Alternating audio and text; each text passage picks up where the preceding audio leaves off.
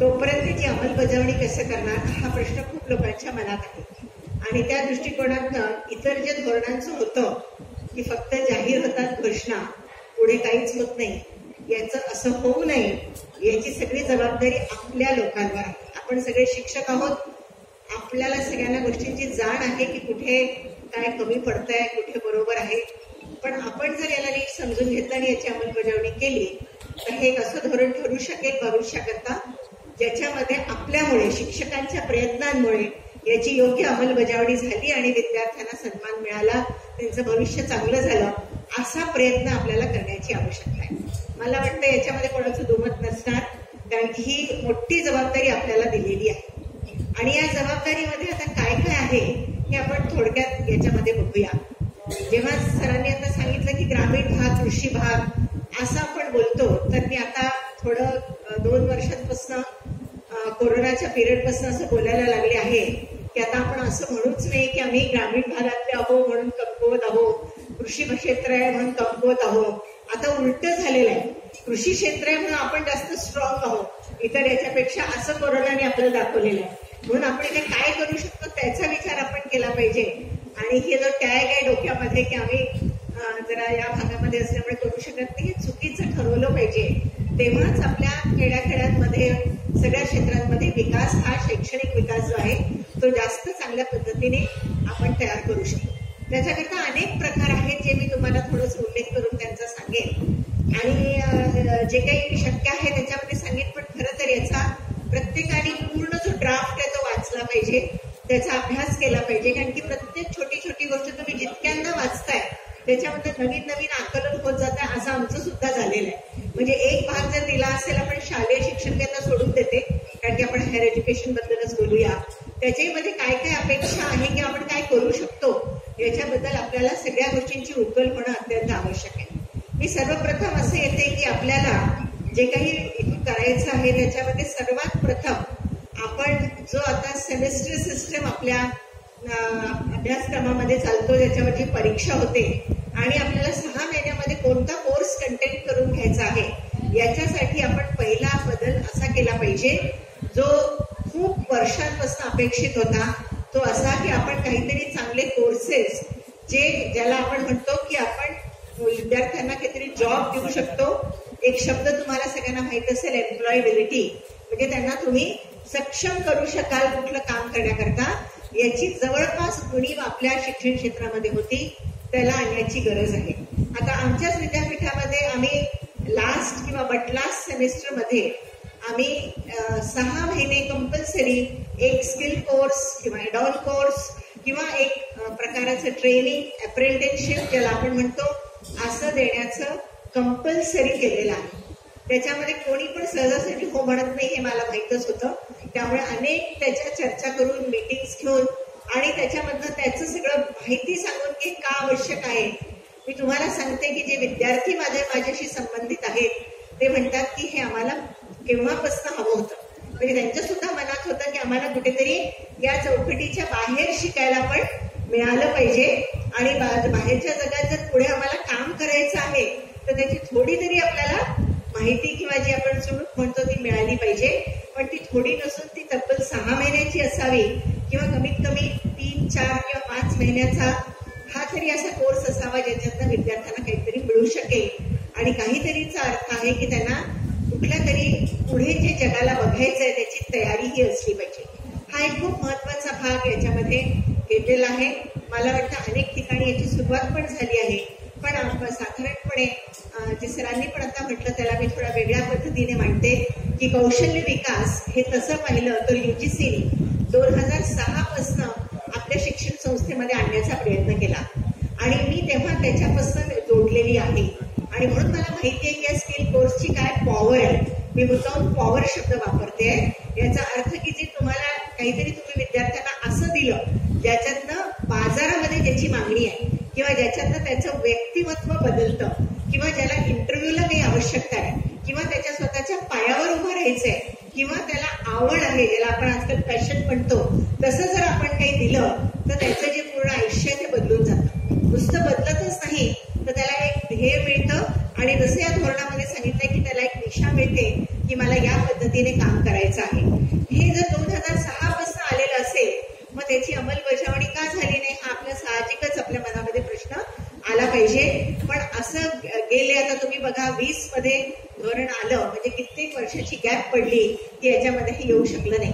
पण ज्यांनी याला आणण्याचा प्रयत्न केला त्याच्याकरता मी तुम्हाला एक उदाहरण सांगते. कम्युनिकेशन स्किल्स म्हणजे संवाद कौशल्य हे आपल्या किती विद्यार्थ्यांना येतं आणि त्यांनी त्यांच्यापैकी कोणत्या प्रकारच्या ज्या बाबी आहेत त्या विचारात घेतल्या पाहिजे. कारण आपण बघतो की जर मोठे मोठे जे शहर आहे, दिल्ली, बँगलोर, मुंबई सारख्या ठिकाणी, हैदराबाद पण आता त्याच्यामध्ये आलेला आहे, तिथे कदाचित आपल्या विद्यार्थ्यांपेक्षा त्यांना नॉलेज कदाचित कमी जास्त असेल. माझा अंदाज आहे की ते थोडं कमीच आहे, पण त्यांना बोलण्याचं कौशल्य प्रचंड आहे आणि त्याच्यामुळे ते इंटरव्ह्यू मध्ये किंवा एखाद्या अशा क्षेत्रामध्ये जिथे त्यांना प्रूफ करायचंय की माझं स्थान असं असू शकतं, त्याच्यात ते मुलं स्मार्ट तयार झालेले आहेत. मग असे आपले विद्यार्थी का होऊ नये याच्याकरता आम्ही जे मॉडेल तयार केलं, 3 महिन्याचा कोर्स तयार केला.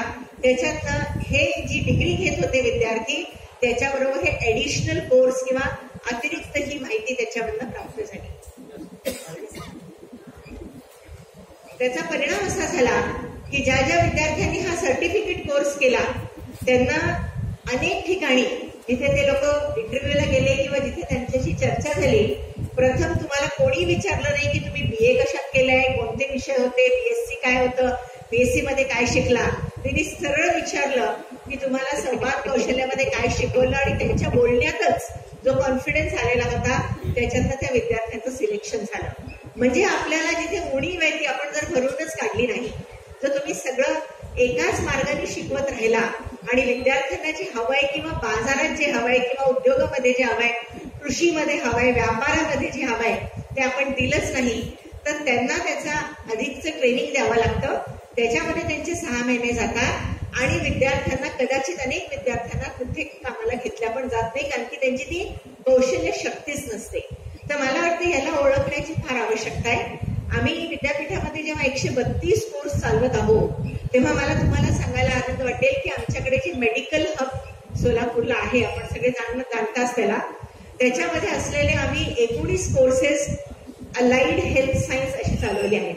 मी उदाहरण फक्त याच्याकरता देते की ज्या ज्या विद्यार्थ्यांना, प्रत्येक जण PhD पर्यंत जात नाही, प्रत्येक जण पोस्ट ग्रॅज्युएट पर्यंतही जात नाही. काय अनेक लोक ग्रॅज्युएशन नंतरच ड्रॉपआउट होतात आणि सर्वात जास्त ड्रॉपआउट होणाऱ्यांची संख्या 10वी आणि 12वीला असते. आणि त्याच्यापेक्षा महिलांची ज्या मुली असतात त्या 10वी मध्ये पहिले त्यांना बाहेर काढण्यात येतं. त्यांच्या इच्छेनुसार असो किंवा नसो त्याचा विचार केला जात नाही. या सगळ्या उणीवा आहेत आपल्या शिक्षण क्षेत्रातल्या आणि त्यांची इच्छा जरी असली तरी त्याच्यामध्ये अनेक प्रकारचे काय करायला पाहिजे याच्याबद्दल कधी कोणी समाज विचार करत नाही. आणि मग आपण म्हणणं की आपण मागासले आहोत, तर दुसऱ्यांना दोष देण्यात अर्थाने आपण आपल्याच समाजामध्ये या गोष्टींमध्ये बदल केला नसल्या कारणाने हे झालेलं आहे. आणि त्याचा परिणाम असा झाला की अनेक लोक जेव्हा शिक्षण क्षेत्रातनं बाहेर राहतात आणि त्यांना हेही माहीत नसतं की मला नेमकं काय शिकायचंय, म्हणून या नॅशनल एज्युकेशन पॉलिसीमध्ये पहिले विचारात घेतलंय की त्या व्यक्तीचं पॅशन काय आहे, त्याला आवडतं काय. मी तुम्हाला परत एक माझं रिसर्चचं छोटंसं उदाहरण फक्त याच्याकरता सांगते की आपल्याला सगळ्यांना लक्षात आलं पाहिजे. आपण सगळे इथे शिक्षक पण आहोत, पालक पण आहोत, आपले पण विद्यार्थी आहेत, आपले पाल्य कुठे शिकतात आहेत किंवा पुढे आणखी मोठ्या पदावर जाण्याकरता तयारी करत आहेत. तेव्हा आपण त्यांना हे कधी विचारलं का की तुम्हाला खरंच या जे तुम्ही निवड केलेला आहे विषय त्याच्यात तुम्हाला MSc करायचं होतं का, MA करायचं होतं का, MCOM करायचं होतं का, MBA करायचं होतं का. तर मला आश्चर्य वाटेल एक रिसर्च जो आहे, आम्ही ज्याला मागचे जे राज्यपाल होते 2 राज्यपालांच्या आधीचे, त्यांना आम्ही सबमिट केला होता की 67% मुलांना आपल्या इच्छेनुसार कधीही विषय घेता आले नाही. त्यांना कोणी सांगितलं असेल, आई वडिलांनी सांगितलं किंवा आजूबाजूच्या लोकांनी सांगितलं किंवा आई वडील समजा अशिक्षित असतील तर आम्हाला काही समजत नाही, तू कोणाला तरी विचार आणि पुढे जा. ही केवढी मोठी उणीव आहे की आपण एवढ्या टक्क्या विद्यार्थ्यांना जे नको किंवा त्याला काही समजत नसते तिथे त्या प्रवाहात त्याला घेतच चाललो आहोत. आणि ज्याचा परिणाम आपल्याला असं दिसतो आहे की आपले जेव्हा विद्यार्थी किंवा मुलं किंवा जे काही तुम्ही त्यांना म्हणा बाहेर जातात आणि ते काही विशेष ट्रेनिंग घेतात, त्याच्यामध्ये सर्वात महत्वाचं आता कॉम्प्युटेशनल सायन्स झालेलं आहे, तिथे तुम्ही जाता तेव्हा ते पटापट पुढे जातात. म्हणजे आपल्या भारतीय विद्यार्थ्यांमध्ये ते कॅलिबर आहे, पण आपण त्यांना दिशा न दिल्यामुळे त्याचा जो सगळा ज्याला म्हणायला पाहिजे अंडर एस्टिमेशन म्हणू शकतो आपण त्याला, किंवा त्याचा उपयोग करता आला नाही, ही आपल्या देशातली सर्वात मोठी उणीव होती. त्याला खूप विचार करून म्हणजे जेव्हा राष्ट्रीय हे धोरण तयार होत होतं तेव्हा 2017 ते 2020 पर्यंत आम्ही कमीत कमी 6 मीटिंग्स वेगवेगळ्या स्तराच्या अटेंड केलेल्या आहेत. आणि आम्हाला एक आव्हान होतं की तुम्ही पूर्ण लेखी द्या की तुम्हाला काय पाहिजे आहे. त्याच्यामध्ये आम्ही सर्वात पहिले स्किल, त्याच्यानंतर तुम्हाला वेगवेगळ्या आवडीनुसार घेता येणारे कोर्सेस, आणि आता एक आणखीन त्याच्यामध्ये शब्द आला आहे मल्टीडिसिप्लिनरी. ऍक्च्युली 3 शब्द आहे, इंटरडिसिप्लिनरी, मल्टीडिसिप्लिनरी आणि ट्रान्सडिसिप्लिनरी असा आहे.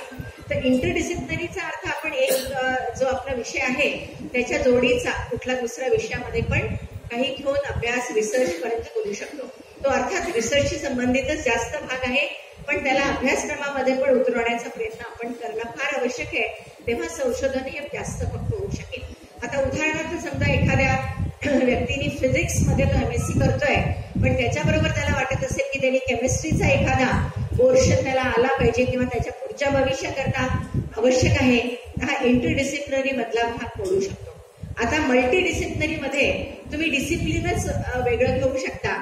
जसं इकॉनॉमिक्स आता माझाच विषय आहे, पण इकॉनॉमिक्सचा विषय जर मी म्हटलं की मी केमिस्ट्रीशी जोडते तर तुम्हाला वाटेल हे इम्पॉसिबल आहे, असंभव आहे, पण नाही आहे असंभव. अनेक असे विषय आहे ज्याचा संबंध इकॉनॉमिक्स, स्टॅटिस्टिक्स, इकॉनॉमेट्रिक्स आणि केमिस्ट्रीशी जोडल्या जाऊ शकतो. ही वस्तुस्थिती आहे. आणि जर तुम्ही मोठे मोठे विद्यापीठ बघाल, स्टॅनफोर्ड किंवा बर्कली सारखे विद्यापीठ बघाल, आपली सुद्धा विद्यापीठ म्हणजे आपल्याला म्हणायला हरकत नाही, आपण नेहमी विदेशांची उदाहरणं देतो, पण IIM अहमदाबाद आहे, बिट्स पिलानी आहे, हे सगळे या लोकांनी प्रयोग करून घेतलेले आहेत. आणि त्याच्यामध्ये त्यांना असं लक्षात आलेलं आहे की आपण विद्यार्थ्यांच्या किंवा आपल्या स्वतःचा एकाच ब्रेनचा उपयोग करतो. म्हणजे राईट ब्रेन आणि लेफ्ट ब्रेन हे आपल्याला सगळ्यांना माहितच आहे. आणि ते सायंटिफिकली प्रूव्ह झालंय की जेव्हा आपण एकच स्ट्रीम मध्ये काम करतो तेव्हा आपण एक ब्रेन यूज करतो.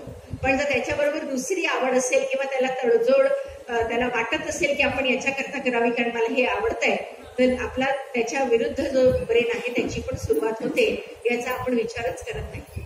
तर मला आनंद याच्याकरता आहे की इथल्या भागामध्ये देखील आपण हा विचार मांडताय आणि त्याच्याकरता आपण विद्यार्थ्यांना म्हणा, प्राध्यापकांना म्हणा प्रवृत्त करता. हा हे खूप महत्वाचा भाग आहे, कारण की हा आपल्या शरीरातला आणि आपल्या विकासाचा जो मेंदूचा भाग आहे समजून घेणं अत्यंत आवश्यक आहे. त्याच्यानंतर मी आणखीन म्हटलं ट्रान्सडिसिप्लिनरी. तर ट्रान्सचा अर्थ की आपण मल्टिपल आणखीन बरेच प्रकारचे जे आपले विषय आहेत त्यांना एकत्र घेतो आणि त्याच्यामध्ये आपण अभ्यास करू शकतो किंवा करायला पाहिजे. या सगळ्यांचा सांगण्याचा उद्देश एवढाच आहे की या सगळ्या पॉलिसीमध्ये आपल्याला अनेक गोष्टी दिल्या असतील, पण असं कुठेही म्हटलेलं नाही की तुम्ही 100% तसं तसं आणलं पाहिजे. ज्या भागाला जितकं सुटेबल आहे.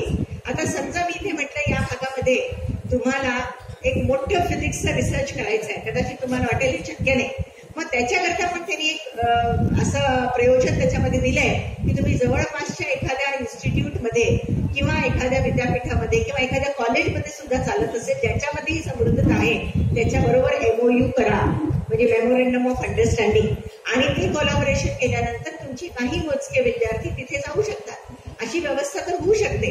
म्हणून कोलॅबोरेशन ज्याला आपण म्हणतो की कलेक्टिव्ह एफर्ट, याच्यावर सुद्धा त्यांनी भर दिलेला आहे.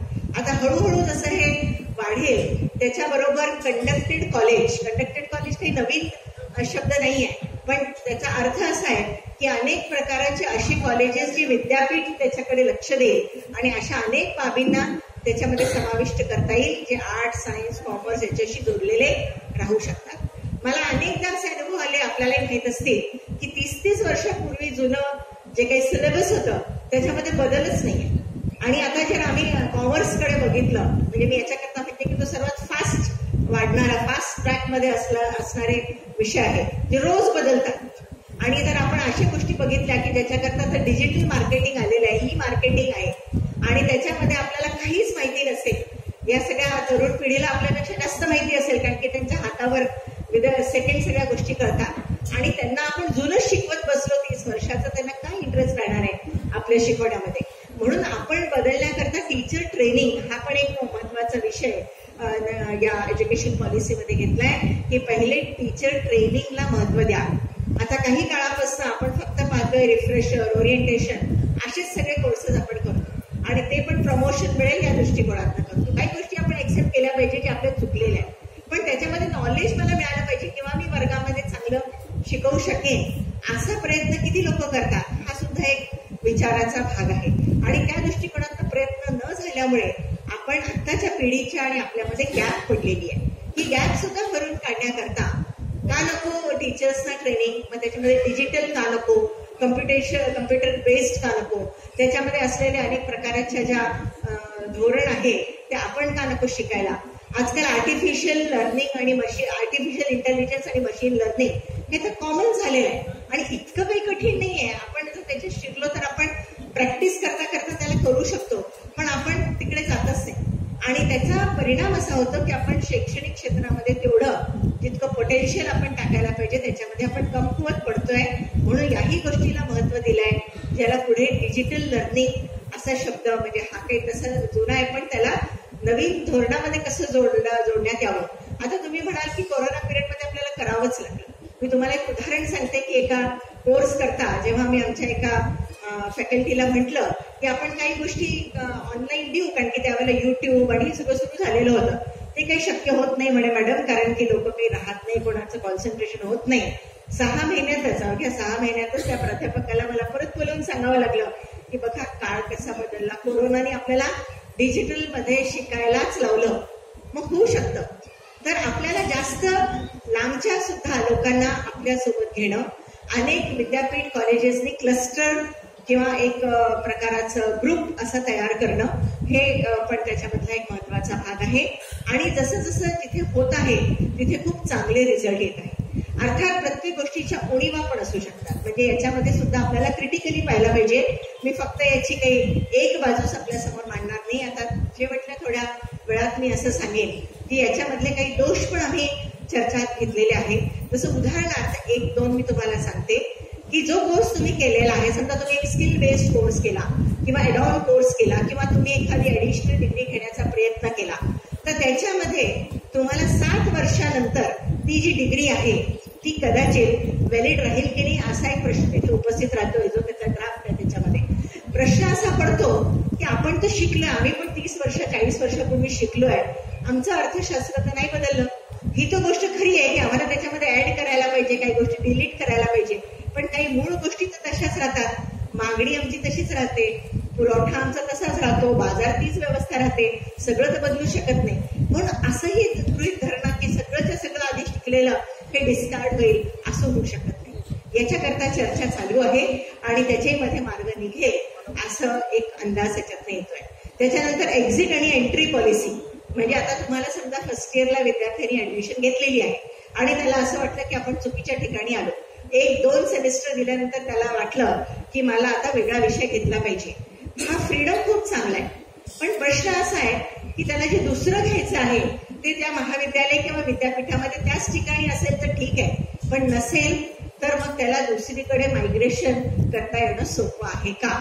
उत्तर असं असू शकतं की शक्य कदाचित नाही, प्रत्येकाला अफोर्डेबल राहू शकत नाही. आणि त्याच्याकरता मी तुम्हाला सांगते की असे आमच्याकडे विद्यार्थी आहेत ज्यांनी आम्हाला सांगितलं हा XYZ विषय आम्हाला करायचा आहे, पण तो आमच्याकडे नसल्यामुळे मग कुठेतरी पुणे किंवा बँगलोर किंवा आणखीन मोठ्या सिटीजमध्ये त्यांना जावं लागलं. तिथे सुद्धा कदाचित त्या तोडीचं त्यांना शिक्षण मिळालं नाही. अशा पॉसिबिलिटीज आहेत. पण मला असं वाटतं की याच्यामध्ये या धोरणामध्ये असं सांगण्यात आलेलं आहे की ज्या विद्यार्थ्याला चॉईस द्यायचा आहे, जसं तसं म्हणाले चॉईस बेस्ड ऍक्च्युली येऊन गेलेलं आहे, अनेक ठिकाणी आता वापरल्याच जातं. ते चॉईस बेस्ड आपल्याला गोष्टी घेऊन काम करायला लागलंच पाहिजे. आम्ही जेव्हा याची सुरुवात 2016 पासून केलेली आहे तेव्हा असं लक्षात येतं की ते सुधारता तर त्याच्यामध्ये चांगले इम्प्रुव्हमेंट झाले. तसंच असं होईल की त्या विद्यार्थ्याला चॉईस दिली तर एक हा पर्याय उपलब्ध नसेल तर दुसऱ्या पर्यायाला त्याला एक्झिट होता आलं पाहिजे. असं आपल्याला लवचिकता, फ्लेक्झिबिलिटी हे आणणं आपलं कर्तव्य आहे. आपण त्याला प्रवृत्त करायचंय. हे होऊ शकत नाही, इथे तू बंद कर, अशी भाषा कदाचित आपल्याला पुढे वापरू आपण नये किंवा वापरता येऊ नये. कारण की शिक्षण हे प्रत्येकाचा हक्क आहे, अधिकार आहे आणि त्याला ज्या ठिकाणी इच्छा आहे, आवड आहे तिथे ते गेलं पाहिजे. असं एक धोरण आपण स्वीकारण्याची, आपली पण मानसिकता बदलण्याची अत्यंत आवश्यक आहे. मी एक शेवटला फक्त मुद्दा घेते. बोलायला या विषयावर पूर्ण दिवस जाऊ शकतो, पण मी काही फक्त मोजके भाग, कारण की मलाही पुढे एक मीटिंग असल्यामुळे मला जावं लागेलंय. पण त्याच्यामध्ये एक महत्वाचा मुद्दा म्हणजे ABC हे याला इंट्रोड्यूस केलेलं आहे, म्हणजे अकॅडमिक बँक क्रेडिट, ABC. तर ABC अकॅडमिक म्हणजे आपण ज्या काही सत्रामध्ये विद्यार्थी शिकत आहेत आणि ऍडिशनल कोर्स करतात आहेत त्याचे क्रेडिट्स हे तुम्हाला जमा होतील किंवा मिळतील.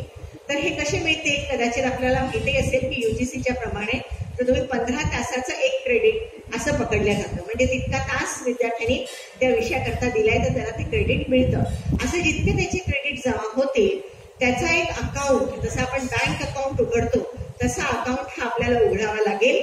आम्ही सॉफ्टवेअर त्याचा तयार करायला सुरुवात केली आहे. अनेक अडचणी येतात आणि याच्याकरता सांगते की ते पण काम सोपं नाही आहे. मग त्याच्यात नाही असं होऊ शकतं की UGCला लिहावं लागेल की ही गोष्ट अशी जमते की नाही जमत, पण इतकं होऊ शकतंय की कमीत कमी सॉफ्टवेअर नाही तरी मॅन्युअली समजा 100च मुलांनी तसं केलं तर त्यांचं आपण जे जमा झालेलं क्रेडिट आहे ते त्याच्या मार्कशीटमध्ये आपण दाखवू शकतो.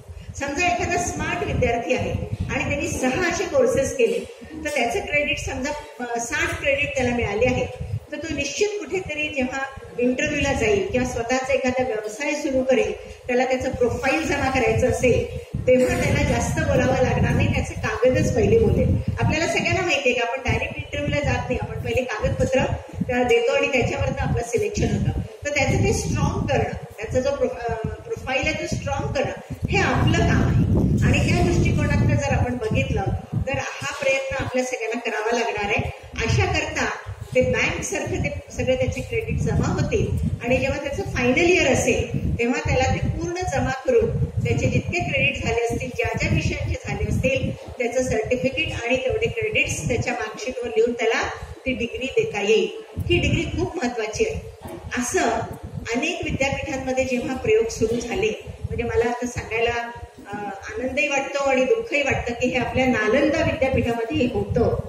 इतकं जुनं आपलं ज्ञान आहे, पण आता मधल्या काळात आपण सगळेच विसरलो किंवा आपल्याला विसरायला लावल्या गेलं.